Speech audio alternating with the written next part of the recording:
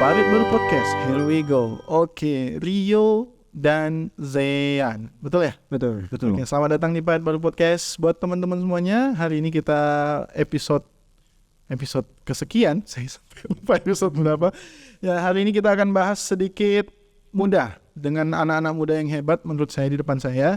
Kita akan bahas sedikit tentang kasus-kasus yang lagi in atau isu-isu yang lagi hits di Pontianak dan sekitarnya, dan di Indonesia juga bahkan ini.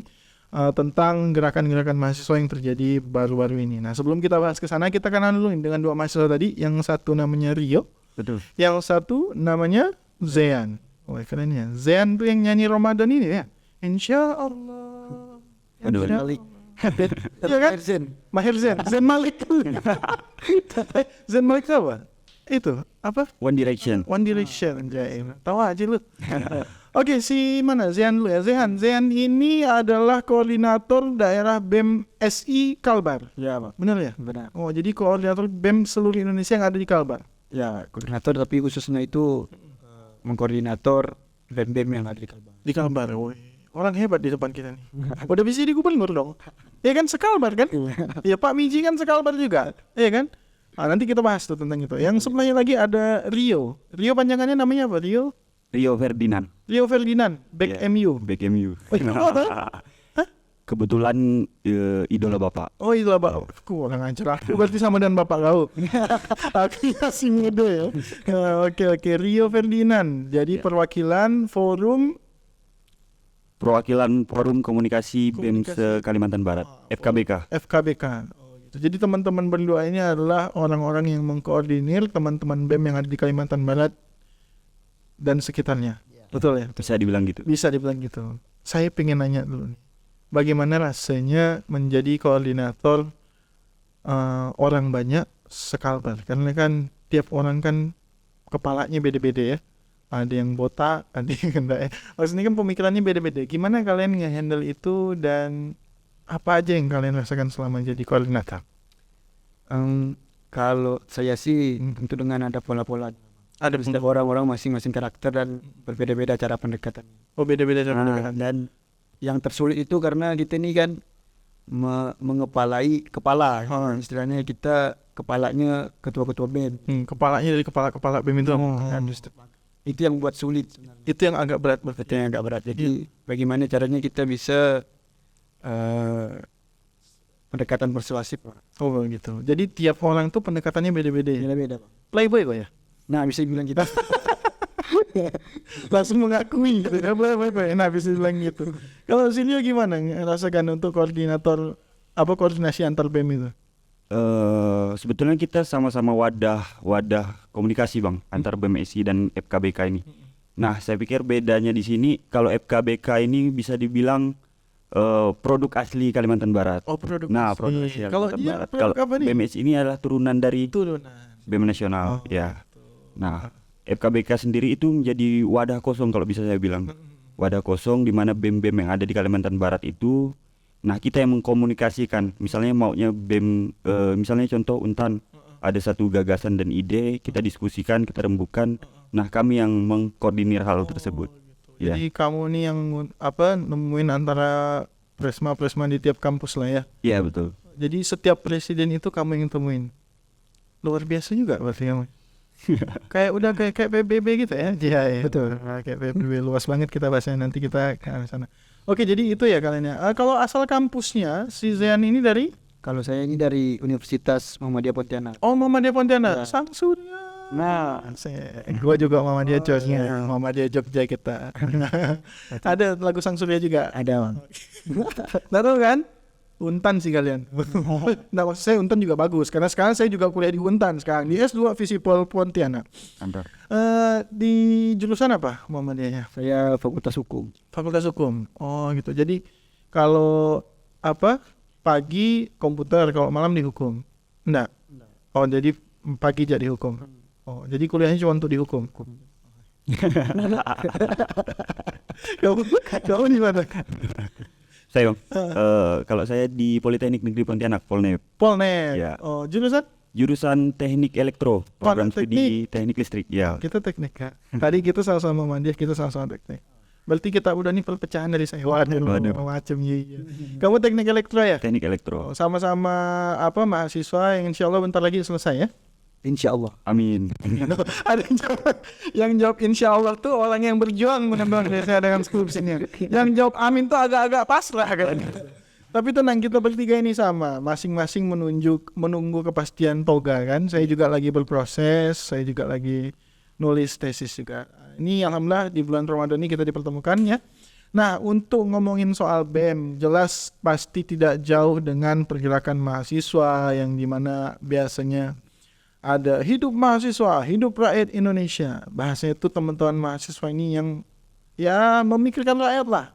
Entah katanya atau faktanya gitu ya. Nah, tapi itulah yang terjadi di mana memang bangsa kita ini kan 10-20 tahun lagi kalian yang pegang. Iya kan? Kalian yang pegang, kalian yang mau tahu kemana arah bangsa ini. Nah, kemarin di kita 31 Maret ya kalau nggak salah. Betul. Itu ada teman-teman yang turun ke DPRD Kalimantan Barat. Itu menyuarakan tentang apa teman-teman? Perpu Cipta Kerja. Perpu Cipta Kerja. Dan teman-teman berdua ini termasuk salah dua yang turun waktu itu ya? Ya, betul. Iya. Itu gimana tuh? Boleh ceritakan dulu proses turun dan saat turun dulu. Nah, pertama itu kan memang kebetulan kemarin tuh yang menginisiasi pergerakan itu awalnya dari Nasional BMSI. BMSI. Itu di Kalbar, BMSI Kalbar yang inisiasi pergerakan Kalbar. Nah, awalnya resah karena pengesahan Perpu itu, Bang. Pengesahan Perpu Itu. Cipta Kerja. Nah, yang dimana kan sebelumnya sudah diputuskan oleh MK Perpu itu inkonstitusional. Tetapi kenapa? Bentar. Saya ini kan bukan anak hukum nih. Inkonstitusional itu maksudnya gimana? Ya nggak sesuai konstitusi. Nggak sesuai ya? Oh ya. Mencederai konstitusi, Bang. Karena kan kemarin itu kan yang masih waktu menjadi undang-undang, rancangan undang-undang itu kan di materi di MK itu putusan MK ini inkonstitusional. Setelah itu langsung disahkan. Tiba-tiba disahkan. Seharusnya mungkin bisa direvisi lagi. Betul enak. Iya kan? Tapi ini kayak terburu-buru gitu ya disahkan. Dan itu salah satu yang membuat teman-teman BEM ini resah dan turun ke jalan ke kantor-kantor dewan itu. Karena satu sih yang jelasnya, pertama bahasanya itu udah nggak ngikutin peraturan sih, betul nggak? Itu udah ngelanggar rule gitu kan, karena MK udah bilang ini bahasa ya, kalau bahas kasarnya udah mengkhianati konstitusi, tapi kok berani-beraninya langsung disahkan gitu ya. Nah, jadi itu yang membuat teman-teman turun kemarin. Jadi gimana waktu turun kemarin lumayan ramai? Nah, tambahan sedikit tadi. Iya, boleh. Mengenai Cipta Kerja ini sudah sempat diajukan sebagai undang-undang di tahun 2020. Ya, yang Undang-undang. turun juga ramai. Iya. Nah, di situ setelah beberapa kajian dan MK menyatakan bahwa itu tadi seperti yang dibilang kawan saya Zen, bahwa itu inkonstitusional, bersyarat oleh MK. Dan yang amanat MK itu mengharuskan pemerintah itu merevisi selama kurun waktu 2 tahun. 2 tahun. Hal itu dinyatakan inkonstitusional. Berarti sampai 2022. Iya, sampai 2022. Karena apa? Salah satu yang mendasari MK menyatakan hal tersebut adalah kurangnya partisipasi masyarakat dalam pembentukan undang-undang tersebut atau meaningful participation dari masyarakat. Nah, itu yang menjadi amanat MK. Nah, setelah diberi waktu 2 tahun, bukannya merevisi undang-undang tersebut dengan mengedepankan aspek tadi meaningful participation, dari pemerintah malah memanfaatkan hak prerogatif yang diberikan konstitusi, yaitu menerbitkan Perpu. Peraturan pemerintah pengganti undang-undang. Nah, yang mana Perpu tersebut adalah bentuk lain dari undang-undang yang sudah dinyatakan inkonstitusional bersyarat oleh MK. Nah, gitu ceritanya. Jadi, nah, memang betul presiden itu diberi hak prerogatif itu oleh konstitusi. Tetapi ada syaratnya juga untuk menerbitkan Perpu ini tadi. Nah, salah satu syaratnya adalah kegentingan yang memaksa atau kekosongan peraturan akan hal tersebut. Nah, kegentingan yang memaksa ini kan memang betul menurut beberapa pakar itu tidak ada batasan antara kegentingan yang seperti apa yang dimaksud oleh undang-undang itu. Itu objektivitas oleh seorang presiden yang menentukan. Tetapi setelah hal tersebut, pernyataan tersebut terjadi pada saat sidang paripurna kedua.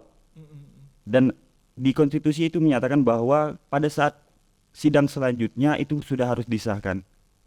Dan sidang paripurna ketiga berarti. Tetapi pada saat kemarin pengesahan itu ada di sidang paripurna keempat. Keempat lewat. Lewat. Dan itu aspek formil yang kami sorot. Belum sampai ke material, tetapi di sisi formil saja sudah bertentangan dengan konstitusi yang ada. Jadi belum ngomongin isinya aja, cara dia melakukannya saja sudah keluar dari jalur-jalur yang ditentukan. Ibarat Betul. kita main futsal, ini belum bahas futsalnya, dia udah penyerang udah bawa bola pakai tangan gitu ya. Itu kan udah enggak boleh gitu. Tahu enggak teman-teman ya? Nah, jadi saya ngomong sama si Rio nih kayak ngomong sama itu nengok Adian Napitupulu tuh. Waduh. Kurus-kurusnya gitu kayak ngomongnya. Wow, berat. Saya sendiri belajar banyak nih dari ini tadi nih yang direntetkan tadi sama di luar biasa. Jadi kalau dari teman-teman melihat UU Cipta Kerja dari masyarakat umum sendiri, atau di sini kan yang kalau kita lihat sedikit pelajari materinya tentang PKWT, outsourcing dan lain-lain itu kan juga memang banyak yang mencederai masyarakat khususnya buruh ya teman-teman ya. Kayak ada poin yang saya lihat di salah satu poinnya itu adanya penambahan jam lembur. Terus PKWT itu yang tidak ditentukan waktunya kayak gitu. Harusnya kan ada berapa tahun nih. Ini dibilang nggak ada penjelasan tentang waktunya, boleh cepat tapi itu seberapa lama sehingga teman-teman yang bekerja ini tidak terjamin waktu kerjanya dan bisa di PHK sewaktu-waktu kayak gitu kan. Nah, dari tanggapan masyarakat, buruh-buruh yang mungkin ada di lingkungan kalian, itu dengan undang-undang ini gimana? Pasti kan buruh juga ada turun kan? Itu udah pernah ngobrol sama masyarakat atau siapapun, tetangga, kawan, saudara, itu komentar kalian yang membuat kalian semakin resah, oh, udah kita juga harus turun nih. Itu gimana teman-teman pandangan mereka? Kalau menurut saya tuh Bang, ada beberapa lah. Kemarin tuh, ini saya sedikit cerita lah. Ya. Banyak pendapat. Abang santai abang tidak. Gimana. Jadi waktu itu saya lagi nyantai lah, Ngopi lah. belum pas Bang. Malam kan apa? Oh iya malam. Jadi adalah masyarakat, mereka bercerita tentang ya Cipta Kerja ini mereka merasa dirugikan apa segala macam. Kebetulan orang di dekat rumah saya itu buruh Bang, bercerita ya keluh kesah lah sama saya. Dan juga Persatuan Buruh itu sudah mengajukan ini Bang, uji material. Oh iya. Di MK. Yang di sini atau di sana pusat? Oh. Itu kan artinya buruh yang ada di Indonesia ini juga merasa dirugikan se-Indonesia dengan Undang-Undang Cipta Kerja ini Bang. Jadi itu ya sudah sampai Persatuan Buruh itu mengajukan uji material ya. Sampai di situ. Serikat buruh. Serikat buruh. Nah, kalau di pemerintah sempat buat satgas Bang untuk serap aspirasi lah bahasanya tentang Cipta Kerja ini. Nah, kalau memang satgas tersebut efektif dalam tahap penyusunan Perpu Cipta Kerja ini, tentu tidak akan ada gelombang aksi yang sangat besar saya rasa di Indonesia ini. Dan serikat buruh pun menyatakan hal ini bermasalah gitu, baik secara material dan formil. Nah, tentu itu pernyataan yang tidak konsisten. Iya. Jadi memang ini saya ini baru tahu loh. Jadi sejauh yang saya dapat beritanya yang kita muncul di sosial media dan juga di media-media mainstream, itu kan yang paling banyak dipermasalahkan itu tentang material-materialnya, tentang yang tadi yang saya katakan. Saya sempat cari tahu tentang PKWT, outsourcing, penambahan jam lembur gitu ya, dan waktu libur juga itu saya lihat satu pekan hanya satu kali gitu. Bahkan anak sekolah aja sekarang udah full day, itu weekend libur Sabtu Ahad. Ini dia Ahad doang nih. Atau mungkin nggak tahu kapan liburnya gitu. Kerja. Ayo ya mungkin kalah dengan jargon kerja sampai disensor nanti gitu. Jadi mungkin itu juga yang mendasarkan mereka membuat peraturan sudah. Nah, kalau dari teman-teman kan kita bisa berasumsi ya, dan namanya kita itu kan udah masuk segala lini ya, bagi saya segala lini yang kita jalani itu kan tidak lepas dari politik. Betul ya? Kita mau mau melakukan pemilihan imam sholat kalau yang beragama Islam, melakukan pemilihan pendeta gitu dan lain-lain, itu kan tetap ada politiknya saat pemilihan, olahraga apapun itulah pasti ada dan tidak pernah terlepas dari yang namanya politik. Nah kalau dari pandangan teman-teman, walaupun memang mungkin bukan background di sana, tapi karena udah gerak di gerakan mahasiswa ini, pasti kan belajar siasat, belajar politik. Ada nggak sih sepertinya undang-undang ini by request dari pihak swasta? Kira-kira dari pendapat teman-teman gimana? Jawab dulu. Jawab, diingatkan ya? Diingatkan ya? Nah, Kalau dari saya gini, terlepas apapun kepentingan di balik hal ini, dikatakan ada kepentingan di belakang dan segala macam. Nah, yang paling kami soroti tadi dari segi aspek formil tadi, dari segi penyusunan dan tahapan segala macam, partisipasi masyarakat yang kurang dalam hal ini. Nah, tentu itu yang paling kami soroti, terlepas daripada ada pun di belakangnya. Nah, kalau pemerintah sudah artinya sudah sesuai dengan alur pembentukan, artinya ada suara masyarakat juga di situ, ya tidak masalah gitu. Tidak masalah ya. Iya, Jadi- tentu kan dibahas lagi materialnya. Tadi benar juga ya, intinya kalaupun ada by request, sebenarnya dengan jalan yang sehat, dengan mengikuti aturan main, ya sah-sah aja kalau memang mereka berhasil. Cuman ini yang paling dikecewakan ya, mungkin menurut kita sebagai masyarakat Indonesia, rakyat Indonesia, itu adalah cara mereka melakukannya. Tadi aspek formil itu yang dikatakan sama Silvio itu ya. Jadi kadang tuh kita ada orang pun mau ngasih kita duit, kalau caranya dilempar ke muka kita pun, bahkan kita tidak akan mau ambil duitnya. Betul tak? Betul. Dan ini kan udahlah bukan ngelempar duit gitu, ngelempar kotoran di muka kita, diam-diam lagi ya gitu kan. Jadi itu yang membuat kita ini semakin marah ya dengan adanya UU yang tiba-tiba muncul itu. Jadi kalau dari teman-teman sendiri nih, ini saya nanya, ini kan saya lihat kayaknya luar biasa lah pandangan teman-teman ke depan.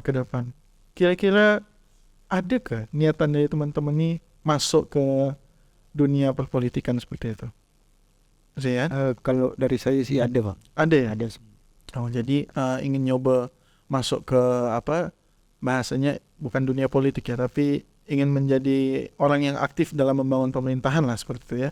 Ada ya, insya Allah. Kalau kamu ya, Kalau saya pribadi sih belum kepikiran. Belum kepikiran.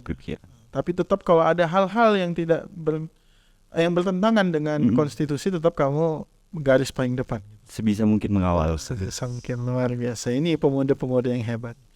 Jadi memang itulah teman-temannya. Dan sekarang kayaknya di Indonesia nih keluar dari UU Cipta Kerja. Ini kita nih lagi dihantam habis-habisan dengan berita-berita yang membuat kita sebagai rakyat Indonesia ini turun kepercayaannya dengan pemerintah. Betul nggak sih? Sadar nggak teman-teman kayak ada penggiringan opini di mana kasus-kasus ini beruntun munculnya. Dari Rubicon, ya kan? Muncul tiba-tiba Prof Mahfud, ya kan? Terus muncul yang video TikTok yang viral, gedung kura-kura terbelah muncul, ya, gitu. Oke? Iya. Kita teman-teman berdua ini bilang tadi pesan jangan terlalu dalam, Bang. Tadi ada yang sebelum ini podcastnya bilang pinggir jurang, tapi enggak kayak kita nih, udah bergantungan di jurang. Nah kan udah beruntun kayak gitu ya. Jadi dari teman-teman memandang ini semua, gimana lah? Bahasa ini kita udah bentar lagi 2024. Sebelum 2024 nih gila sih ini. Kalau dibilang untuk kampanye politik ini terlalu edan, bos. Sampai 3 kasus gede itu muncul berbarengan. Pandangan teman-teman seperti apa dengan hal-hal itu? Kalau pandangan saya, Bang, ya karena memang mengingat tahun ini tahun-tahun politik, ya tahun-tahun politik, ya kita masyarakat harusnya lebih lebih melek terhadap Lebih politik, lebih melek terhadap memilah dalam informasi-informasi itu kan. Ya, Karena kita nak tahu nih kadang ada yang benar atau tidak. betul. Lebih bijaksana lah ya. Ya lebih bijaksana. Apalagi yang muncul-muncul di sosial media kan. Nah, kadang tuh pun judul sama video tuh tidak sesuai. Betul. Kadang video Putin ngomong pun dibilangnya, ayo kita buka puasa bersama, katanya kan. Subtitlenya tuh kayak gitu. Jadi itu kalau di broadcastkan ke grup-grup WA keluarga tuh percaya gitu, Putin ngajak buka puasa bersama gitu. Iya nggak? Jadi memang itu harus lebih bijak sih sebenarnya ya. Dan itu tuh sepertinya ya tugas-tugas kita yang muda-muda nih. kalau orang tua kita dapat berita-berita yang aneh, kita lah yang netralisir, memastikan kalau kata orang Islam tuh tabayun dulu, bener ndak, cross check dulu sumbernya, gitu ya. Kalau kata Jason Ranti dong. Nah, berat. Siapa tuh Jason nanti? Jason Ranti penyanyi. Oh, penyanyi. Ya, orang tua berebut kekuasaan, anak muda yang repot gitu ya. Oh, iya sih, iya bener banget sih. Orang tua berebut kekuasaan, anak muda yang repot. Kalau bahasa ini tok dilaksana. Kalau kata dia itu orang tua yang berebut kekuasaan, anak muda yang dionte ya berarti ya. Iya, kita yang kena onte dengan hal-hal seperti ini. Tapi balik lagi, ini juga baru-baru sampai ke masalah olahraga ya, dia angkat ke mana-mana dengan itu kan juga kita agak salah sedikit, nggak apa-apa ya, karena yang bagian UU Cipta Kerja tadi saya udah dapat garis besarnya. Saya juga pingin tertarik dengan kecakapan teman-teman dan memandang sebuah masalah ini. Jadi kayak yang kemarin juga masalah kita mau jadi tuan rumah gitu kan, itu hampir kita mengkhianati konstitusi juga, betul nggak? Dengan kita melaksanakan itu dan membiarkan salah satu yang katanya negara untuk join ke negara kita, betul ya teman-teman? Iya kan? Saya tuh lihat di ini loh, pembahasannya Muhammad Al-Katiri itu kan juga luar biasa kan? Iya, Pandangan-pandangan seperti itu. Nah, baik teman-teman semuanya, itu tadi yang udah kita diskusikan. Terima kasih banyak lah nih udah mau datang ke sini. Mungkin tidak terasa tapi udah 20 menitan nih kita ngobrol di sini. Tidak terasa ya, karena saya udah di chat 20 menit. Oke teman-teman semuanya. Nah, mungkin sedikit dari kalian yang luar biasa menurut saya, orang-orang muda yang visioner, yang semoga Allah jaga keistiqomahan teman-teman tetap berada di jalur yang benar ya. Amin. Karena banyak juga aktor-aktor kita yang di 98 waktu itu sepertinya membela rakyat Indonesia, ternyata saat dia diberi jabatan lupa dengan apa yang dia perjuangkan dulu, seperti itu ya. Nah, jadi buat teman-teman, adakah pesan buat kami yang kemarin tidak ikut, yang ikut, dan juga para pemuda-pemuda yang ada di seluruh Indonesia, khususnya Kalimantan Barat, bagaimana kita menghadapi tahun-tahun politik yang menuju 2024 ini? Kalau saya mungkin berpesan untuk pemuda-pemuda untuk kaum terpelajar. Jadi kata Paromedian Ataturk di bukunya Bumi Manusia, seseorang yang terpelajar itu adil sejak dalam pikiran apalagi dalam perbuatan. Wah, Mantap. ngeri kan ngomong sama mahasiswa. Dia selalu pakai dalil. Dalil yo. Kalau harapan saya bang, sekarang ini kan sedang ada istilahnya gelombang masa aksi yang lumayan besar, penyuaran pendapat yang lumayan besar secara merata di seluruh Indonesia. Nah, tentu di dalam penyampaian pendapat tersebut ada dinamika di dalamnya bang, baik itu disengaja ataupun tidak disengaja. Nah, harapan saya untuk wakil-wakil rakyat ini jangan hal yang tidak substansial. Iya, ya, itu yang disorot, tetapi memang lihat apa yang ingin mereka sampaikan.